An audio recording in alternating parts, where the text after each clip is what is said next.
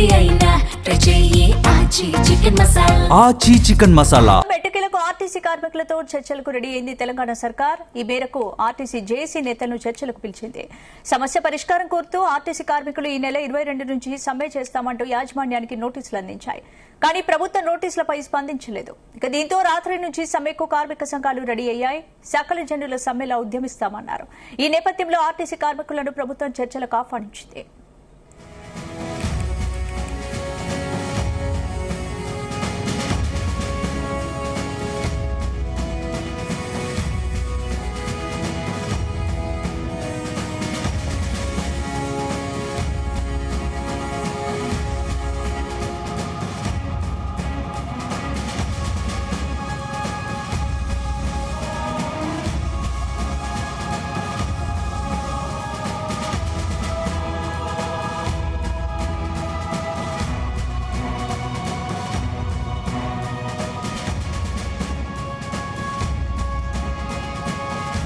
ఎట్టకేలకు ఆర్టీసీ కార్మికులతో చర్చలకు రెడీ అయింది తెలంగాణ సర్కార్. ఈ మేరకు ఆర్టీసీ జేఏసీ నేతలను చర్చలకు పిలిచింది. సమస్య పరిష్కారం కోరుతూ ఆర్టీసీ కార్మికులు ఈ నెల 22 నుంచి సమ్మె చేస్తామంటూ యాజమాన్యానికి నోటీసులు అందించాయి. కానీ ప్రభుత్వ నోటీసులపై స్పందించలేదు. ఇక దీంతో రాత్రి నుంచి సమ్మెకు కార్మిక సంఘాలు రెడీ అయ్యాయి. సకల జనుల సమ్మెలా ఉద్యమిస్తామన్నారు. ఈ నేపథ్యంలో ఆర్టీసీ కార్మికులను ప్రభుత్వం చర్చలకు ఆహ్వానించింది.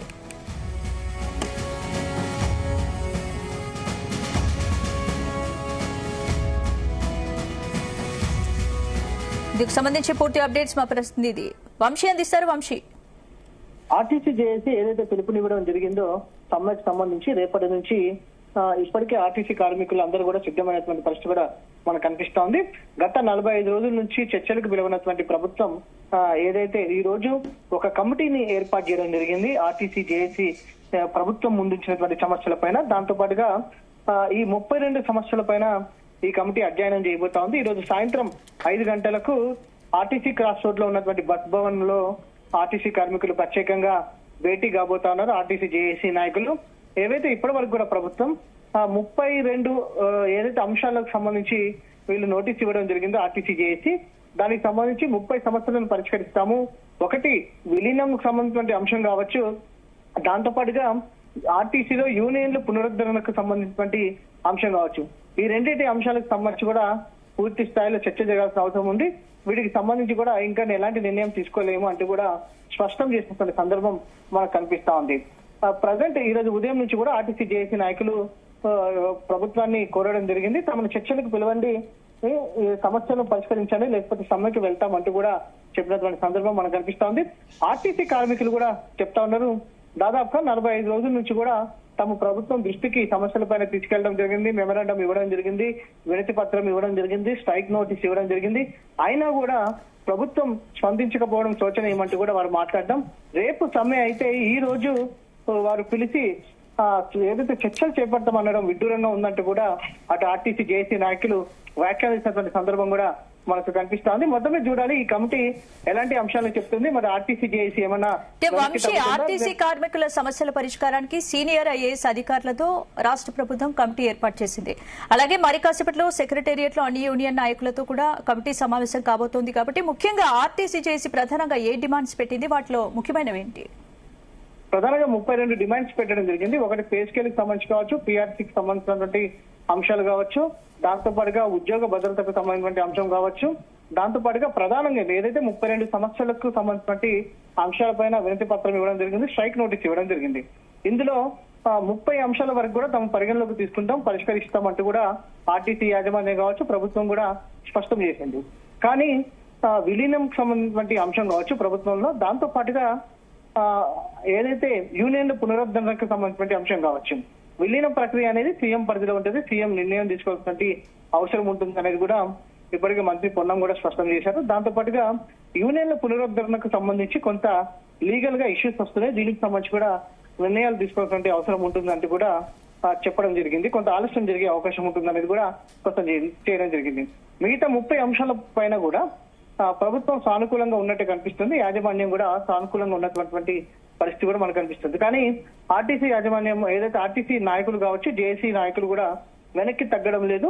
ఖచ్చితంగా మాకు ప్రధానమైనటువంటి ఏదైతే ప్రభుత్వంలో విలీనం కావచ్చు, దాంతో పాటుగా యూనియన్ల పునరుద్ధరణకు సంబంధించి క్లారిటీ ఇస్తే అనేక సమస్యలకు పరిష్కారం దొరికినట్టు అవుతుందంటూ కూడా అటు ఆర్టీసీ జేఏసీ నాయకులు కార్మికులు చెప్తా ఉన్నారు. కానీ మనకు అందుతున్నటువంటి ప్రాథమిక సమాచారం మేరకు ఏదైతే ఆర్టీసీ కార్మికులకు పే స్కేల్ ని పెంచాలనేది ఆలోచన చేసినట్టు కూడా తెలుస్తా ఉంది.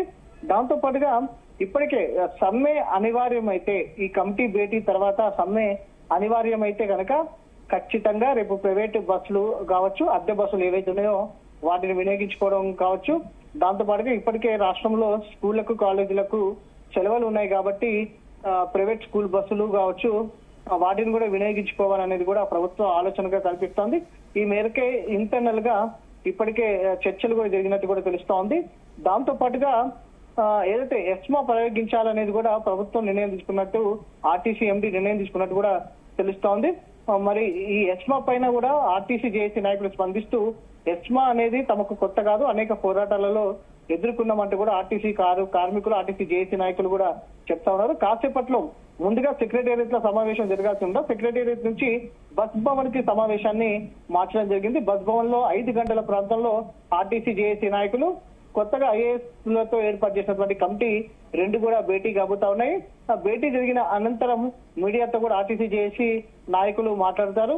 సమ్మెకు ఏదైతే చర్చలకు సంబంధించి సఫలమా విఫలమా, ఒకవేళ సఫలమైతే సమ్మెను కొంత పోస్ట్ పోన్ చేసే అవకాశం ఉంటుంది.